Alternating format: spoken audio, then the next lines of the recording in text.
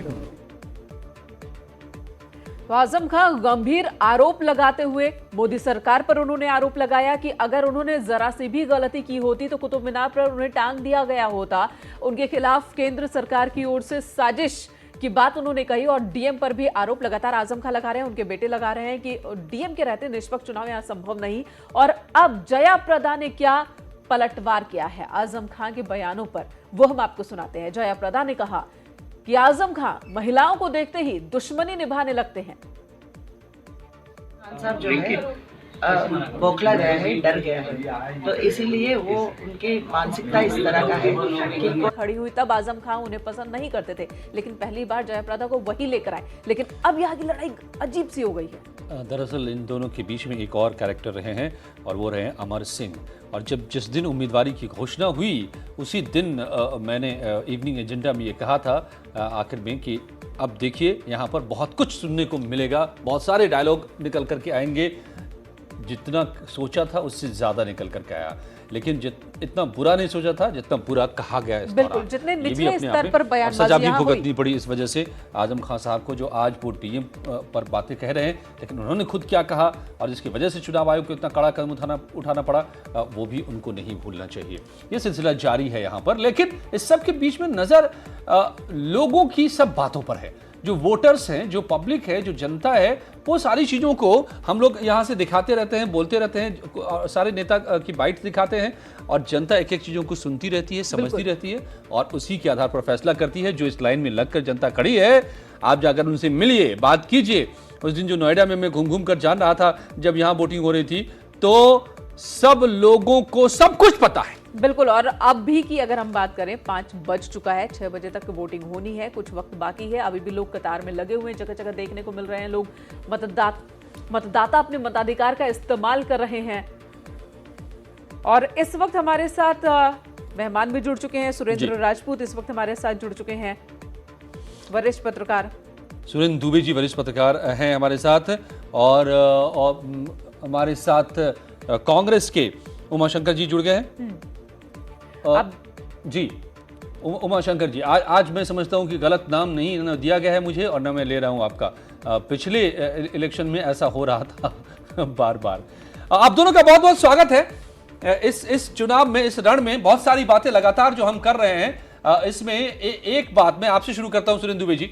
एक बात जो उभर करके बड़ी आ रही है कि चुनाव के दिन भी बयानबाजियों का सिलसिला, वो भी सीधे सीधे व्यक्तिगत तौर पर निशाना साधने का सिलसिला थमा नहीं है। चाहे वो अखिलेश जब पहुंचे सफाई वोट डालने, वहां भी उन्होंने जो बातें कही, या फिर आजम साहब जो बात कहते नजर आ रहे हैं, डीएम पर जो आरोप लगा रहे हैं, या फिर जयप्रदा जो कह रही हैं, मतलब चारों तरफ से जारी है घमासान। देखिए, नॉर्मली ये पहली बार हो रहा है कि लोग वोट डालने के बाद एक छोटी मोटी प्रेस कॉन्फ्रेंस की ले रहे हैं, वरना नॉर्मली ये होता है कि वोट डाला आदमी ने, प्रेस के लोग पहुंचे, वो कहते हैं हाँ हमने अपना मतदान का प्रयोग किया और जनता से अपील करते हैं वो भी अधिक से अधिक वोट डाले। इससे ज़्यादा कोई बात नहीं होती थी।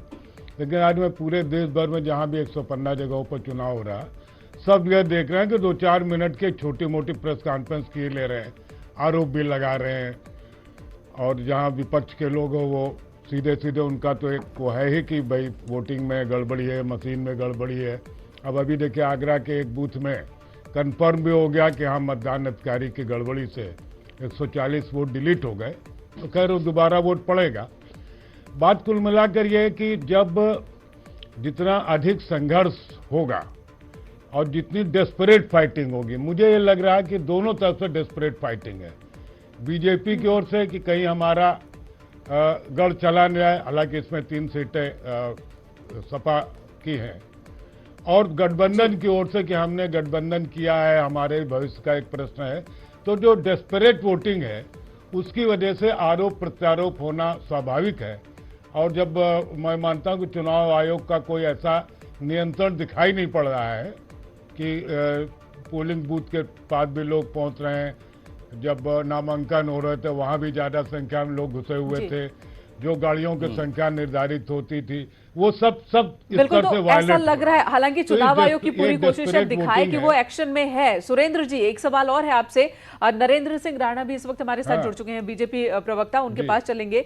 लेकिन उससे पहले एक सवाल और आपसे कि आजम खान ने ये भी कहा, उन्होंने पीएम मोदी पर सीधे सीधे निशाना लगाया। उन्होंने कहा कि उनके खिलाफ एक बड़ी साजिश हो रही है और उनकी गलतियां ढूंढी जा रही है। अगर उन्होंने एक भी गलती अपने जीवन में की होती तो आज उनके खिलाफ बड़ा एक्शन हो सकता था, क्योंकि वो निशाने पर है पीएम मोदी के और वो चुनाव नहीं लड़ना चाहते थे, लेकिन मजबूरी में लड़े क्योंकि उनके पास तो कोई इसका ऑप्शन इसका नहीं जवाब बचा तो मुझे था। लगता है इसका क्या मतलब है? नरेंद्र जी से ले लिया जाए कि भाई सीधे पीएम मोदी के निशाने पर आ गए हैं क्या आजम खान साहब?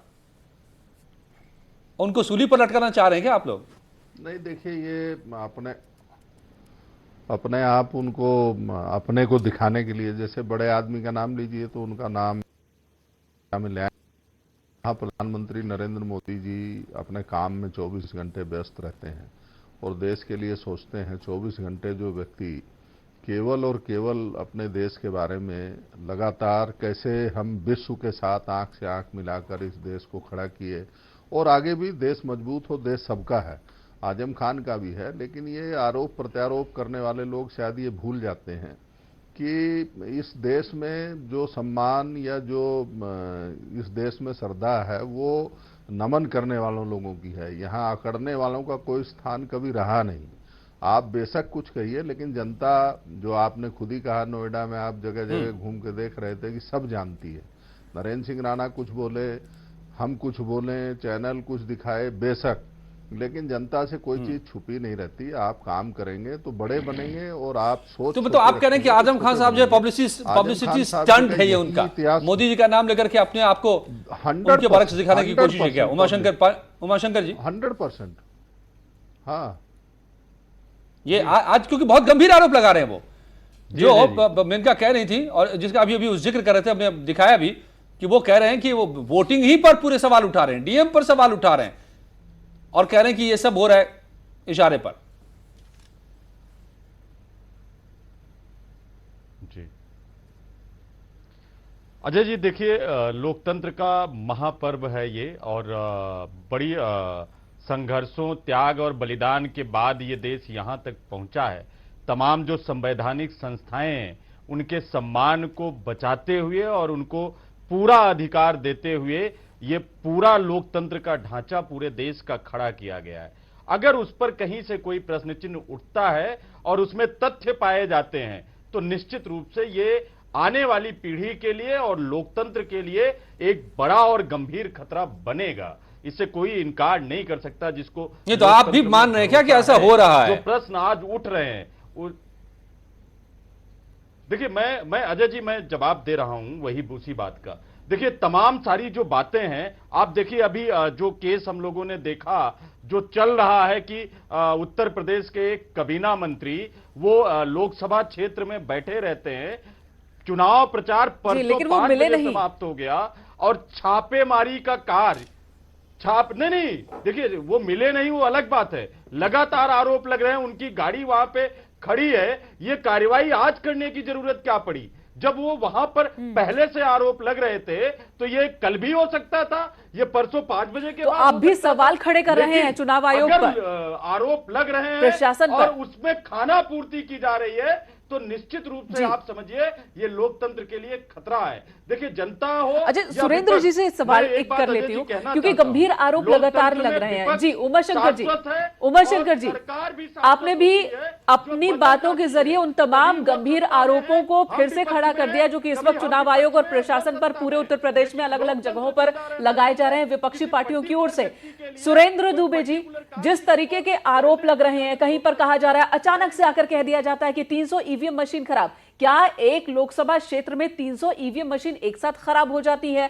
क्या हो सकता है ऐसे? जबकि चुनाव आयोग ने आकर खारिज किया, लेकिन जो आरोप लगा रहे हैं वो शांत नहीं हुए, वो लगातार कह रहे हैं और अब भी कह रहे हैं कि हाँ 300 मशीनें खराब। कहीं ऐसा तो नहीं, ये भी तो एक पहलू हो सकता है कि गलत तरीके से हम आरोप लगाते रहें और बार बार एक ही आरोप को लगाते रहें? कि चुनाव आयोग इतना ज्यादा किसी के फेवर में और इतना ज्यादा किसी के विपक्ष में हो सकता है? क्या चुनाव आयोग ऐसा कर रहा है? देखिए, जैसे 300 ईवीएम मशीनें खराब होने की बात कही गई, मुझे नहीं लगता कि एक साथ 300 ईवीएम मशीनें खराब होंगी। बीच बीच में होती रहती, 10 मशीन खराब हो गई, 5 मशीन खराब हो गई, और वो एक्स्ट्रा मशीनें रहती हैं, वो तुरंत बदली जाती, जो भी बदलने का टाइम लगे। लेकिन देखिए, मैं जो बात कह रहा था, ये हो क्यों रहा है? जब किसी संस्था की क्रेडिबिलिटी डाउट में आ जाए तो इस तरह के आरोप ज्यादा लगते हैं, और इस पर फिर विश्वास भी करने लगते लोग, सच्चाई हो या ना हो।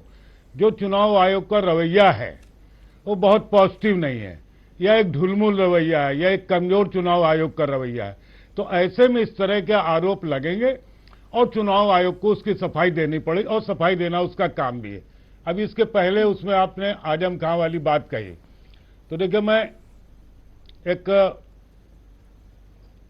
जी 25-30 साल से आजम खां जी को जानता हूं। वो जब भी कोई मामला होता है तो उतना ही बढ़ा चढ़ाकर उसको पेश करने का उनका एक आर्ट है। जी क्या है, तो उनके जो बयान होता है, उसको आप जब उसकी जांच करेंगे तो पता चलेगा कि हो सकता है एग्जैक्टली ये ना हो, लेकिन उनका एक अपना आर्ट है कि कैसे चीजों को ग्लोरीफाई कहिए या आर्टिकुलेट क्या किया शब्द जाए। उसके लिए कहा जाए, लेकिन वो उनका एक स्टाइल है, हाँ, बढ़ा चढ़ा के बताने का। तो ये कि अगर इसमें उनको मुझे याद है, बहुत साल पहले, मैं कहा 30-35 साल हो गए। जी सुरेंद्र दुबे जी, जी, बताइए। एक बात जो आपने इशारा किया था थोड़ी देर पहले, मैं उस पर लाना चाहता हूं, जी। क्योंकि मैं नहीं चाहता कि चुनाव आयोग पर सीधे इस तरह से सवाल उठे। चुनाव आयोग पर कुछ सवाल उठे हैं, लेकिन उसका चुनाव आयोग ने सख्ती से जवाब भी दिया है, एक्शन भी लिया है। बड़े बड़े लोग नपे हैं पिछले दिनों में, और लगातार पाबंदियां एक के बाद दूसरे पर लग रही है। यह भी हिस्टोरिक है, ऐसा पहले कभी नहीं हुआ कि इतने बड़े लोगों पर इस तरह की पाबंदी लगी हो। बहरहाल, क्या इतना तीखी लड़ाई दिखाई दे रही है दोनों तरफ से? दरअसल वो तीखी फाइट है, बहुत ही क्लोज फाइट है, दोनों तरफ डिस्परेशन है, इसका नतीजा है ये। हाँ, डेस्परेट फाइट है। बताया ना कि देखिए, बीजेपी चाहती कि हम जितनी जीते थे वो तो कम से कम जीते और जीत जाए, और सपा बसपा गठबंधन का प्रयास है कि अब चूंकि जैसे सपा की वो बेल्ट भी है जहां चुनाव हो रहा है, अगर बसपा से गठबंधन ना होता तो भी वो उस क्षेत्र में मजबूत है। और इसका प्रमाण ये कि 2014 में भी वो यहां से सीटें जीत गए थे, जबकि कुल मिलाकर 5 ही सीटें जीते थे। तो ये तो मानना पड़ेगा कि उनका वो गढ़ है, और जो गढ़ है प्लस बीएसपी उनके साथ है, आरएलडी का तो वहां कोई बहुत मतलब नहीं है। तो ऐसे में बीजेपी भी इस चुनौती को समझ रही है कि इस एरिया पे सीटें निकालना हमारे लिए काफी चुनौतीपूर्ण है। और जब डेस्परेट फाइट है तो एक दूसरे पर आरोप लगाना, आरोप खारिज करना, आपस में नहीं लगा सकते तो चुनाव आयोग पर ही लगा देना, क्योंकि उनको अपने वोटर को मैसेज देना होता है कि देखिए हमारे साथ जाति हो रही है, और उसका कुछ ना कुछ प्रभाव पड़ता है मतदाताओं पर कि अच्छा प्रशासन आपको साथ नहीं लेकिन दे रहा। ये भी तो ख्याल चलिए रखना होगा 10 सुरेंद्र मिल जी गए, कि इस जब मामले में तो क्या विपक्षी जाता इस तरह के आरोप लगाते रहते हैं तो वो नतीजे को दिन को भी ध्यान रखे। अगर उनके पक्ष में नतीजे जाएं और तब ये जो आरोप वो लगाते हैं ईवीएम पर या चुनाव आयोग पर वो याद कराया जाए तो शायद वो जवाब ना दे पाएंगे। अरे कहाँ है मेनका, नेताजी लोग तो समझते हैं कि कल का दिन कल है, हम उसको बदल लेंगे। आज नेताजी लोग तो बयान ही की खेती करते हैं वो। अजय यहाँ पर ये भी होना चाहिए, जब चुनाव आयोग पर इस तरह के वो आरोप नेता लगते ही- हैं तो क्या मेनका यहाँ जी, ये मेनका भी जी, व्यवस्था होनी चाहिए कि मेनका गलत जी, आरोप मेनका जी, अगर एक कोई मिनट।